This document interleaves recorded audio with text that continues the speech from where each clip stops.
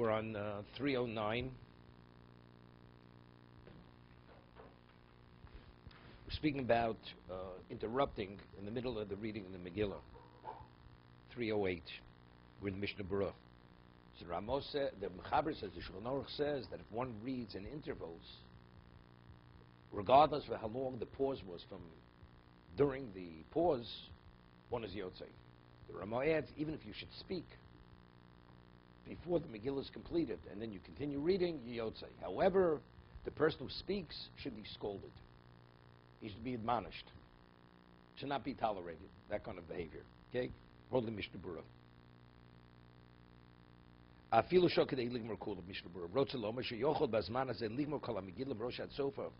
The pause between chapter to chapter was the equivalent. He could have read the whole Megillah. Nevertheless, Yotzo ubeshomach masonis. Oh, now we're speaking. Interesting. What about if the interruption was machmas onis? Now we're speaking what we discussed. There was something beyond. See, here he chose to pause. You could have continued. He became preoccupied in thought. He chose to listen to something. He gets a phone call, he just listens, doesn't speak. So that's your choice. You could hang up and you could continue reading. What about if you're an onus? You're in a situation you cannot continue, as we discussed. You have to do your bodily functions. So by Kriya Shema we said, if the interruption or the pause is the equivalent of, you could have said all the Birchas Kriya Shema, from the beginning till the end, the halacha is it's an interruption, you have to start over again. You have to start from Yotzev Oros. Person walks out after Kriya Shema, before Gal Yisrael, comes back 10 minutes later. He has to start over again. He can't continue where he left off. Because there, the interruption was such an interruption that where he was, he couldn't have continued. That's called a disconnect. Because halachically, he wasn't permitted to continue. Okay? So he says, over there we say, Li Kriya Shema, the Chozel L'Rosh, Huadin Hocha, the Chozel L'Kori. He says, regarding Megillah, it's no different. If a person's middle of the Megillah goes out and he's not permitted to read, he has to do his bodily functions. He comes back and he wants to continue. If the interruption was the equivalent, he could have read the whole Megillah from beginning to end. He has to start from the beginning of the reading again. Miu ein lo levorech od pam sheni. He says, but if you come back, one should not say the bracha on the Megillah. Bracha not. V'ayim hashksavnu sham Behaaloscha. V'afilu soch.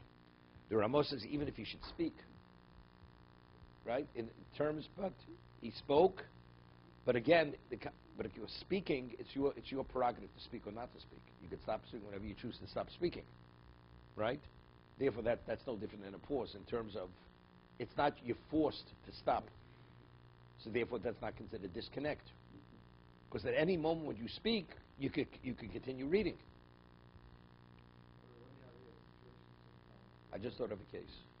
What happens if you read the Megillah, and then somehow the Megillah falls and is destroyed? Until you're able to get another Megillah, you have to wait an hour. Right? So factually, and you're not permitted to read a Megillah from memory. Right? So it would be the same thing in that situation. Also, for halachic reasons, I can't continue, because reading it from memory is not a valid reading. So there again, you have to begin from the beginning. It happens, let's say, with a shofar. You blow the shofar. The man can't get a sound. He needs another shofar. Somebody has to go to a house to retrieve the shofar. Right? So the halacha would be, well, it has to be a long time because we blow it throughout Musaf. So the period of time is pretty long. But let's say the Megillah, till they bring another Megillah, it's going to take another 45 minutes, an hour. You'd have to start from the beginning again. Because that's an onus. When we speak about that, if you interrupt, it's not only silence, even if you should speak, which is much more extreme.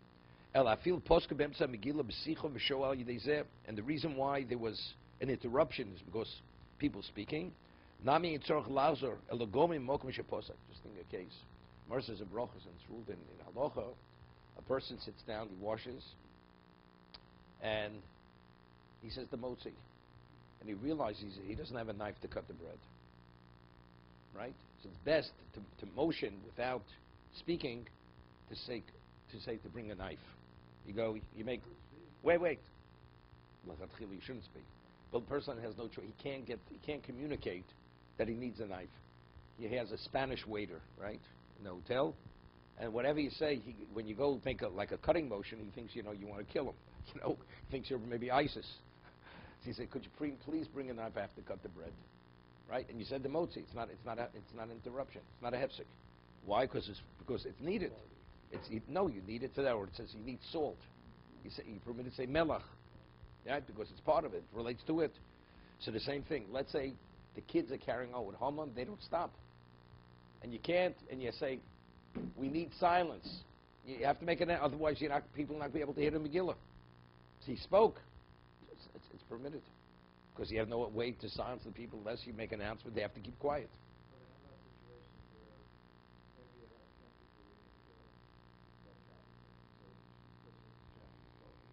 Yeah.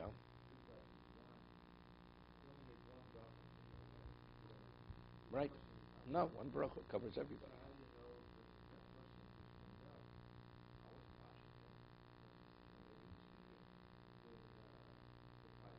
But it doesn't invalidate your bracha. You heard it. You heard the bracha at the beginning. So the bracha you heard covers it. Shemei Kona covers it all the way till the end. That's not a problem. That's his problem. Right. Yeah, he'll be motzi because he's even yotze. But you have an interesting question. What happened to a person? He walks in by the 10th chapter. He didn't even hear the first 9. And the Balkori can't continue. Could he take over at 10? He wasn't there at first. He could cover you. Why not? Why not? He's obligated to read. Anybody obligated, he could cover you. Because in terms of yourself, you're covered up through 9. Now you need somebody to cover you from 10 till the end. That's Shemei Koneh. He's qualified. He's a qualified reader.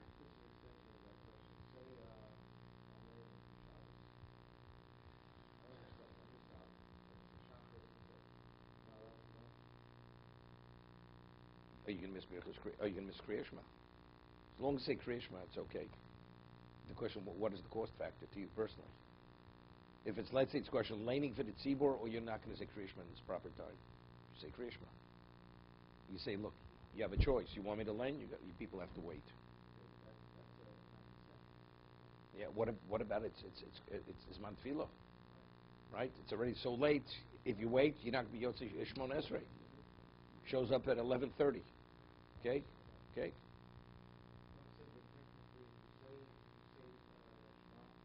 Not a problem.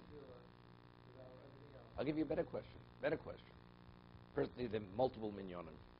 Person comes early for the second minyan, and they're doing Kriyas Torah in the what? In the first minyan. Figures, something. I'll listen to Kriyas Torah, I'll be Yotz Kriyas Torah, and when they read the Torah, I'll go out to the Kiddush club. Right? I mean, L'chatchila, it's not, because you're supposed to get Kriyas Torah after Shacharis. But was it Yotz Kriyas Torah? It definitely was Yotz Kriyas Torah. You heard Kriyas Torah is a proper reading. Okay?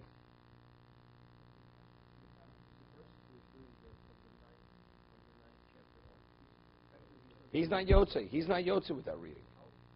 Because since he's obligated in the reading, he's a qualified reader. That's the reason. He's not Yotze with that reading.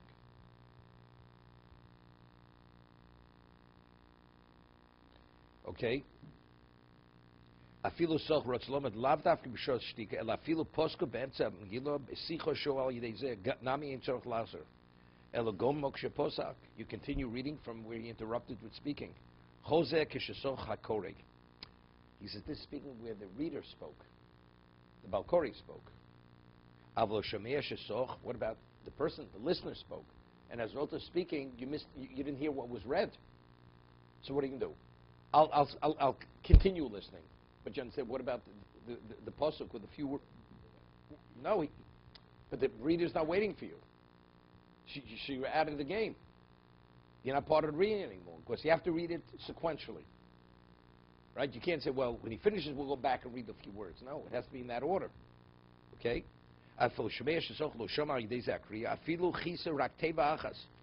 He missed one word. Das kam posting the Yotze. He's not Yotze. Therefore, a person should have a chumash that what? Because if you read it by heart, we said, if it's a minority, you can read, you yotzei.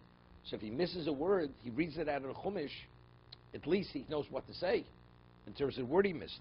Ki be'oche mevin, excuse me, be'oche makana norim homon. He could catch up when the children are making noise, homon, so they stop there. So that's when he'll catch up during that time. If he could, we're talking about if he could catch up. It's not he was speaking for 10 minutes. 10 minutes you're not going to catch up when they bang the homon.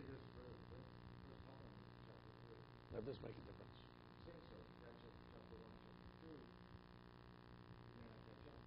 How does Alan know it was in chapter 3? Because when he was a kid, his father says, make sure to be there by chapter 3. So he knows the first homon is in chapter 3. Okay. Exactly.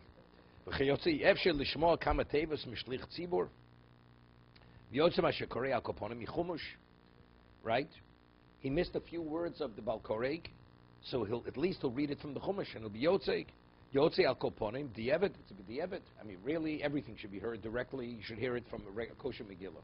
But B'di'evet, as long as the majority was heard from the Megillah, Yotzei. Mil Gorim. But the person who speaks should be scolded, should be admonished. The Kev Cheber Choleo, Ein lo lahavsik beintayim ad lachar mitzvah. Factually, there's a bracha. You're not supposed to interrupt until you finish the Megillah. You're not supposed to speak because of the bracha. You may be yotze the Megillah, but you're not. The bracha was actually invalidated because you separated. The bracha goes on the entire reading, right? You spoke before the entire reading was completed. That's the reason. That's the reason why you scold him.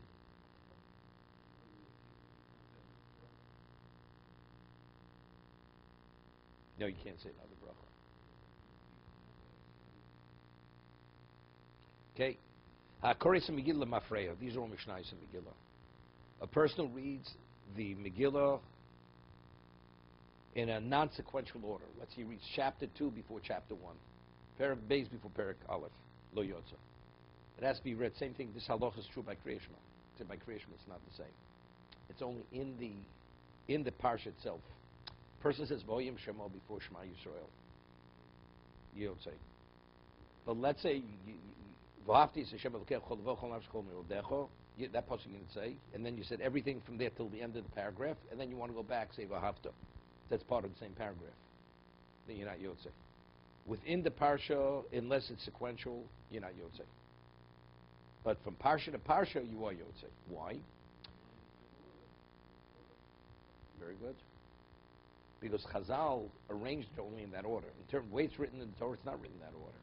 So, because first we Mekabel Mal Shamayim, then we Mekabel Mitzvos, then we have Zechet Tzis Mitzrayim. That's what he said in that order. But the actual parsha itself, the order, it's written that way in the Torah. Because it says, B'hayu advar ma'ila. These words shall be. What does it mean, they shall be? It means you should say them as they're written, as the words are written in the Torah. So if you don't say it in order, as the Torah sets the order, then you're not Yotzei.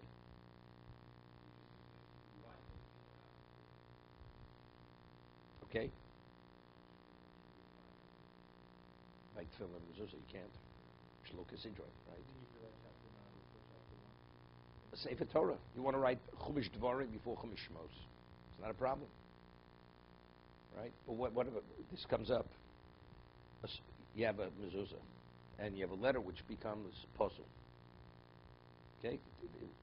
We never really went into this too much when we learned the halacha. There's a halacha, it's called Kisidron. You have an aleph. Let's say the aleph has a slight hairline crack in it. What's the halacha? It's puzzle. So you bring it to the sofer, fills it in, it's okay. What about you have an aleph and the bottom leg or the top just breaks off totally, and it no longer looks like an aleph. So the sofer now has to fill in a new leg that it should look like an aleph, which is possible. Why? Because here the writing of the aleph was not in a sequential order. And the same thing with tefillin. You have a parsha with tefillin. If it's just a crack, which very often, if you check it continuously, even if you have the crack, it could be corrected because it has what we call tzura sa'os. It has the form of the letter. It still looks like the aleph. It's aleph, but it's posel because it has a crack. But what about it's been obliterated, and it has to be rewritten? That parsha is posel. Has to be written. You have to replace the whole parsha. Okay, that's the halacha. Sa'koris Megillah mafrei liyotza kora posek echod v'di legasheni kora shlishi. He's giving. What does that mean? He read the first pasuk, skips the second pasuk, reads the third pasuk. After he reads the third, he goes back and reads the second. Right? Sounds like a circus.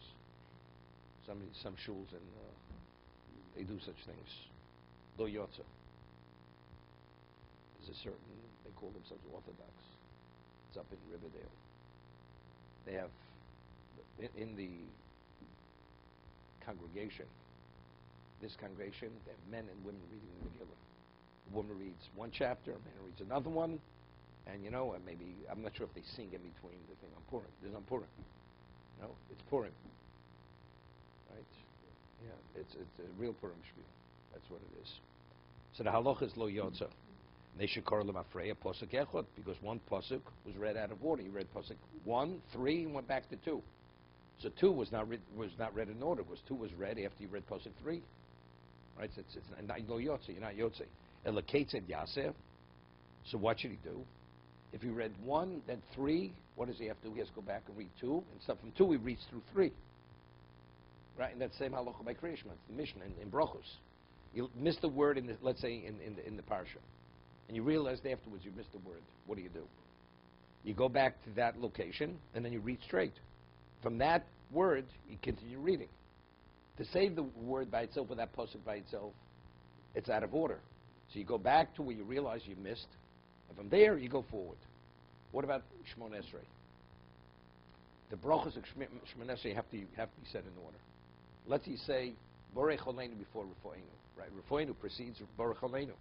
And after he says Borech Aleinu, he realizes he didn't say Refoenu. He has to go back and start Refoenu, and he say Borech Aleinu over again.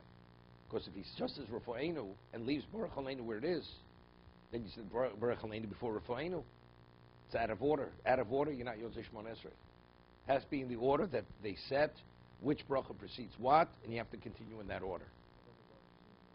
No, that makes no, it depends. Some of them, yes.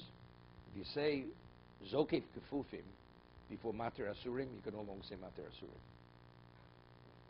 Because if you're already standing, you're not acknowledging Hashem that you're able to go from a lying position to a sitting position. So that's the halacha. It's Shulchan Aruch. If you say Mater Asurim, you could say Zokef Kefufim. If you say Zokef Kefufim, you can no longer say Mater Asurim. Unrelated, because each one is independent of the other. Okay?